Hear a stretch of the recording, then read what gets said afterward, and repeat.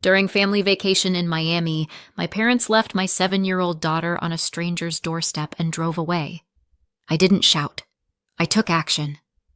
The next day, their lives started falling apart. I almost didn't answer the phone. Unknown number. 9 times out of 10, it's nothing important. But something made me pick up. And I think about that all the time. How different things would have been if I hadn't. If I'd let it ring out, finished what I was doing, and checked my voicemail later.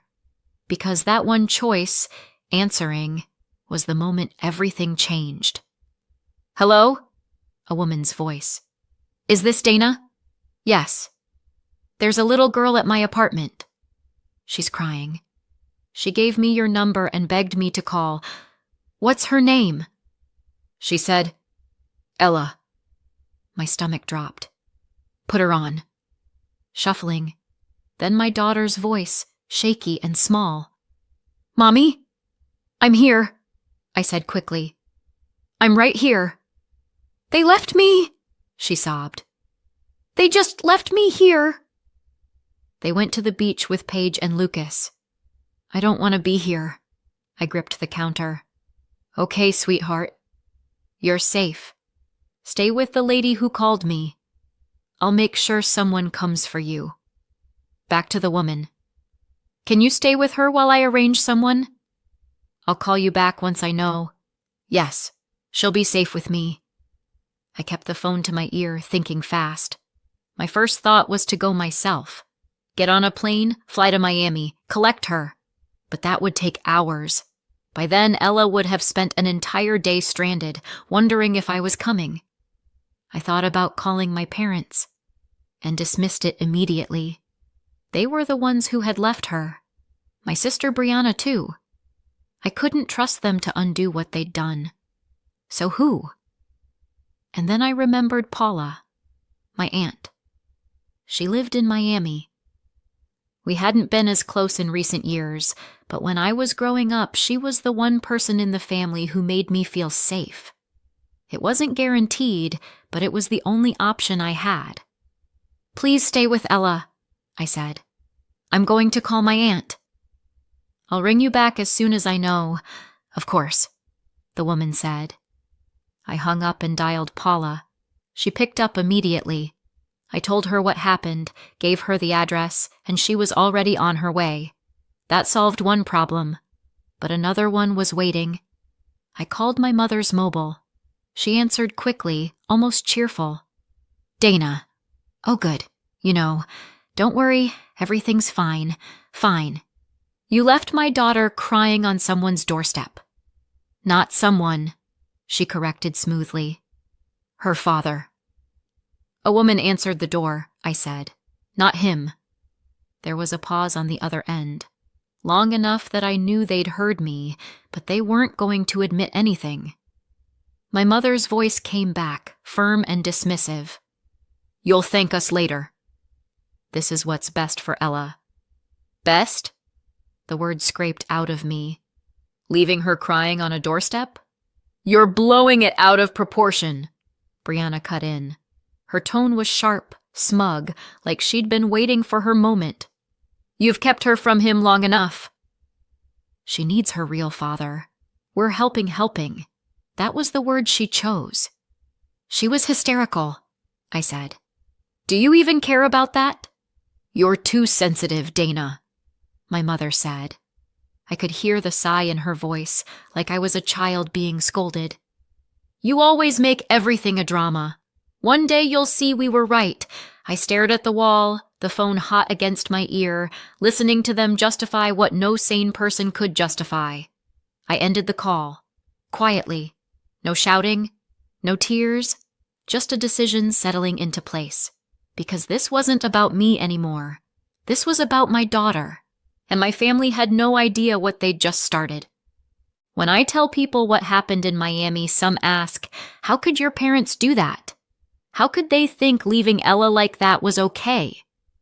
The truth is, it didn't come out of nowhere. Miami wasn't the first time my family decided they knew what was best for me or for my daughter. It was just the most dangerous, the most unforgivable. But that pattern, it had been there all along. Growing up, Brianna was the star. It wasn't always blatant. It was in little things, subtle things, the kind you can't quite prove when you're a child. But I felt it. If Brianna so much as hummed a tune, Mom and Dad clapped like she was destined for Broadway. If I got perfect grades, barely a nod. And when it came to decisions about my life, my parents made them for me. Always behind my back. Always with the same phrase, "You'll thank us later." They signed me up for a science fair I had no interest in. "You'll thank us later, Dana. It'll look good on college applications." They invited a girl I didn't like to a birthday party, convinced I'd become best friends with her. "You'll thank us later." I didn't thank them. What those choices taught me wasn't resilience or gratitude.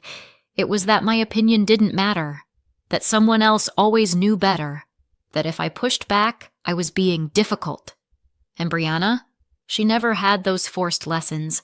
No clubs she didn't want, no friends she didn't like. Everything was tailored to her. By the time I was grown, the favoritism wasn't even subtle anymore. Then came Preston. When I married him, everyone told me I was lucky. He was handsome, well-dressed, came from money. The kind of man who picked up the tab for the whole table, who bought champagne for strangers just to make a scene. And he was generous, in a very particular way. He paid off part of my parents' mortgage. He slipped Brianna envelopes of cash when she complained about bills. At holidays, he turned up with expensive gifts, all smiles. To my family, Preston was a dream. To me, he was a nightmare I couldn't wake up from. Because behind closed doors, Preston was cold, detached. He had lovers, and he didn't even bother to hide it. The first time I confronted him, I was shaking. I'd found messages, clear as day. He looked me dead in the eye and said, "So what?" "What's the big deal? Look at your life, Dana. The house, the clothes, the money. You should be grateful." That was Preston in one line. He believed money excused everything. Betrayal, lies, disappearing for nights at a time. He thought throwing money around made him a good husband. And my parents? They ate it up. They didn't see the arrogance, the coldness. They saw the mortgage checks clearing and called it love. Meanwhile, I was breaking. When Ella was born, I thought maybe he'd change. That being a father might soften him. But nothing changed. If anything, it got worse. So I left. And here's where people sometimes ask, didn't you get a huge payout in the divorce? Number. I didn't. There was a prenup. I walked away with almost nothing. And I didn't fight for more. Because here's the truth. I didn't want Preston anywhere near Ella. If I dragged him into court, demanded alimony or child support, he'd have demanded something back. Visitation, custody, time with her. And I didn't want my daughter anywhere near a man who thought cheating was no big deal, who thought money bought him a free pass. So I let it go. I took a promotion at work, stood on my own 2 feet, and promised myself Ella was better off without him. But to my parents, I wasn't brave. I wasn't protecting my child. I was selfish. Because when I left Preston, I didn't just cut him out of my life. I cut off their golden goose. And they never forgave me for that. After the divorce, I tried to keep the peace. Out of habit, out of guilt, out of that old voice in my head that said, a good daughter helps her family. So even though I wasn't rich, I sent my parents money every month toward their mortgage. I covered utilities when I could. Sometimes, when Brianna complained about school supplies or bills, I helped with Paige and Lucas. She'd studied art and worked as an art teacher in a school, and she wasn't making much, so she always seemed to need a little extra. It wasn't much. Nothing like Preston had given them, but it kept them afloat. Looking back, maybe that was my mistake. Maybe I should have cut them off then, but I didn't, because I still wanted Ella to have grandparents. I still wanted her to grow up with cousins, and I thought, stupidly, that if I kept giving, maybe one day they'd finally see me as enough. Then came Stephen. If Preston was fire, all flash, all destruction, Stephen was solid ground. Middle class, steady, thoughtful. No yacht parties, no flashy suits. But he showed up. He kept his word. And he loved Ella like she was his own. He came into her life when she was 2. By the time she was old enough to remember, he was the one tucking her in at night, the one cheering at her school plays. And my parents? They never warmed to him. "He's not her father," my mother would say. Like that settled it. It didn't matter that Preston had been a disaster, or that Stephen had been raising Ella for years. To them, biology was all that counted. Which brings me to Miami. It started like this. My parents and Brianna suddenly became very eager to take Ella on vacation with them. They talked about the beach, about cousins bonding, about how much fun she'd have with Paige and Lucas. "It'll be good for her," my mother said. "She'll love it," Brianna chimed in. "You need a break, Dana," my father added. It sounded so reasonable, almost normal, but there was something strange in how hard they pushed. They discouraged me from coming, told me it was quality time Ella needed with them, not me. I hesitated, but they made it sound like a gift. For Ella. For me. And maybe part of me wanted to believe them, so I agreed. I let her go. And 2 days later, the phone rang. That's why I can't say Miami surprised me. It shocked me, yes. It enraged me. But surprised me? Number. Because my parents had been crossing lines my whole life, always deciding what was best for me, always telling me I'd thank them later. This time, it wasn't my life they interfered in. It was my daughter's. And that was a mistake they would never come back from. When I think back to that night, what I remember most isn't the fury, it's the silence. The kind of silence where your heart is thundering in your chest, but the world around you is still, where you know if you let yourself feel even half of what's inside, you'll crack open. So I didn't. I stayed on the phone with Ella. Her voice was small, hiccuping, asking me over and over, "Mommy, are you still there?" "I'm here," I told her. "I'm not going anywhere." "Just keep talking to me, sweetheart." We talked about nothing. Curtains, the neighbor's dog barking, whether she'd had anything to eat. Every answer came broken, between sobs. But I kept her going until I heard Paula's voice in the background. And then Ella's sobs changed. Relief this time. Paula. "I've got her." I closed my eyes. My grip on the phone loosened, but the fury in my chest only got sharper. Because while Paula was doing what family should do, showing up, my own parents were patting themselves on the back for abandoning my child. The next step was obvious. Get to Miami. But I wasn't thinking clearly enough to plan. I was still shaking when I called Stephen. He picked up from work, his voice steady. "Hey, everything okay?" I told him. "Everything." There was a pause. Then his voice changed, harder, sharper. "Book the flight," he said. "I'll take time off." "I don't care if it's unpaid. We're going together." I tried to argue. "I can handle this. You don't need to lose money." But he cut me off. "Dana, you're not doing this alone. Not with them. Not with him. End of discussion." And that was Stephen. Quiet most of the time. But when he decided something, it was decided. Within an hour, we had tickets for the earliest flight.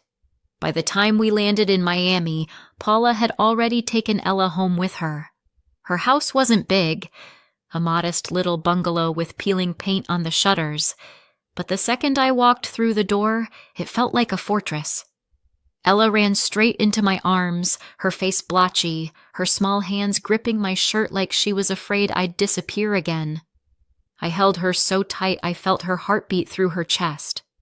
Stephen wrapped his arms around both of us, and Paula stood in the doorway, watching, her eyes soft. She hadn't changed much. Still practical, still brisk. When I was little, she'd been the one who slipped me candy when Mom wasn't looking. The one who told me I wasn't crazy when I said Brianna always got more attention. We'd drifted apart, but standing there in her kitchen, I remembered why I'd trusted her. "Stay here," she insisted, pulling out the kettle. "I don't care if the guest room's small." "It'll fit the three of you just fine," I started to protest. Miami hotels weren't exactly hard to find, but Paula waved me off. "Nonsense. You need family right now. Real family." So we stayed. The guest room barely fit the bed, and the mattress springs squeaked every time one of us moved, but it didn't matter. It was safe. Ella curled between me and Stephen that night, finally falling asleep after hours of whispering, "You're here, right? You're not leaving?" I promised her I wasn't. Over and over until she finally believed me. The next day, Paula made tea, and we sat around her small kitchen table. The sunlight came in through lace curtains, and for a moment, it almost felt normal. Almost. Ella drew pictures with Paula's old crayons while we talked. Paula shook her head. "I wish I could say I was surprised. But I'm not. Your parents, they've always believed they know best." "Best?" I said dryly. "Best would have been keeping their mouths shut." Stephen reached across the table, his hand covering mine. "She's safe now." "That's what matters." I nodded, but in my chest, I was already making decisions. Because safe wasn't enough. Not anymore. That afternoon, I opened my laptop. For years, I'd kept the money flowing. Monthly transfers to my parents to cover part of their mortgage. Payments for utilities. Little extras for Brianna's kids when she whined about how hard things were. It had become routine, automatic. But now, staring at the numbers on my screen, all I felt was rage. I clicked through each account and shut them down. No more mortgage help. No more utility payments. No more cash for Brianna. It took less than 15 minutes. 15 minutes to end years of obligation, guilt, and habit. Stephen leaned against the doorframe, watching me. He didn't say anything. He didn't need to. He just nodded once, solid and sure. It was my choice. My line in the sand. And it felt good. That night, as I lay awake with Ella's small hand curled into mine, I made another decision. They would never see her again. Not my parents. Not Brianna. Not anyone who thought it was acceptable to abandon her on a stranger's doorstep. I didn't need a courtroom or a shouting match. I didn't even need to announce it. I just knew. They were out of her life. And I thought that was the end of it. But what I didn't know, not yet, was how quickly their lives were about to unravel. The first call came 3 days after we got back home. I was folding laundry, the ordinary kind of chore that feels like it belongs to another life now, when my phone lit up with Brianna's name. I should have let it go to voicemail, but curiosity won. I swiped. "Hello?" Her voice came through sharp, ragged. "What did you do?" I froze. "Excuse me?" "I've been suspended, Dana." "Suspended? You called my school, didn't you? You told them I abandoned Ella." For a second, I couldn't even find words. "What are you talking about?" "Don't play dumb," she snapped. "The principal called me in. Said there were complaints. Said parents were talking. That I'm a risk around kids. I know it was you." I sat down slowly, pressing the phone to my ear. Suspended. And the first thought that flickered across my mind, dry, bitter, was, well, karma works faster than HR departments. "I didn't call your school, Brianna," I said evenly. "I didn't say a word to them." "Liar." She spat it like poison. "You've always been jealous of me. You've been waiting for a chance to ruin me." Jealous. That old tune again. I almost laughed. Instead, I said, "If you got yourself suspended, that's on you. Don't look at me for someone to blame." She cursed under her breath and hung up. I sat there a long while, staring at the wall, suspended, for abandoning Ella, and I hadn't even lifted a finger. The truth came out later. I checked Facebook, the family WhatsApp thread, all the places relatives gossip when they think it's harmless. There it was. Messages, photos, chatter, the story spreading like wildfire. Paula had told a few cousins, wanting to make sure everyone knew the truth. From there, it spread further. Because people love a story, don't they? And nothing gets around faster than family scandal. By the time it reached the school, it wasn't rumor anymore. It was fact, confirmed by too many voices to ignore. Brianna was suspended while they investigated. I won't lie. It felt good. Not because I wanted her unemployed, but because for once, the truth had done the work for me. The second call came 2 weeks later. This time it was my parents. I didn't pick up right away. I let it ring out, then watched it light up again. And again. Finally, I sighed and answered. "Dana," my father said, like nothing had happened. "We think there's a problem with the bank. The mortgage payment didn't come through this month." I leaned back in my chair, staring at the ceiling. "There's no problem. What do you mean?" I said, calm and flat. "I stopped paying." 2 weeks ago, silence. Then my mother's sharp intake of breath. "What? Why would you?" "Because you left my daughter crying on a stranger's doorstep. Because you thought that was acceptable. Because you've treated me like a problem my whole life. And because you never once checked on me unless money was involved." My father's voice hardened. "We're family, Dana." Families help each other. I almost laughed. My throat was tight, but the words came out steady. Family doesn't abandon children. You didn't just cross a line. You burned it. I don't owe you a thing. The silence on their end was heavy, stretched thin. Finally, my mother tried again. "You'll regret this one day." "No," I said softly. "The only thing I regret is thinking you'd ever change." And I hung up. That night, Stephen asked how it went. "They noticed," I said, dry as dust. "Apparently their mortgage company has higher standards than they do as grandparents." He didn't smile, but I saw it in his eyes. Pride. Solid, steady pride. And here's the thing. After that call, I expected to feel wrecked, guilty, torn apart. But I didn't. I felt lighter.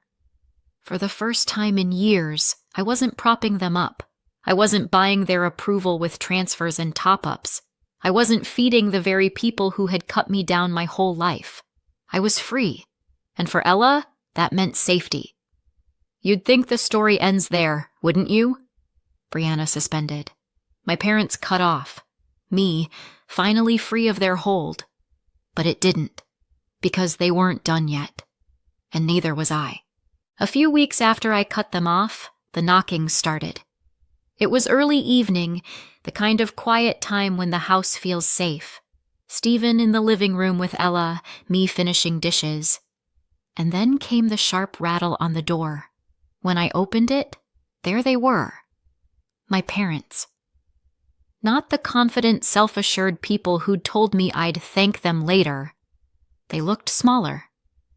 My mother's eyes darted everywhere but mine. My father's jaw clenched tight. And behind them, Brianna, red-eyed, chewing on her lip. They didn't say sorry. Not really. They said things like, "We were just trying to help. We thought it was best. We didn't mean for it to go that way." And eventually, the real reason for the visit slipped out. The mortgage. They were behind. They needed help. I listened. Calm. Silent. Let them twist in the awkward pauses. Then I shook my head. No. Not anymore. My mother's mouth opened, ready to protest. My father started with, "But we're family." And that's when I cut him off. Family doesn't abandon a 7-year-old on a stranger's doorstep.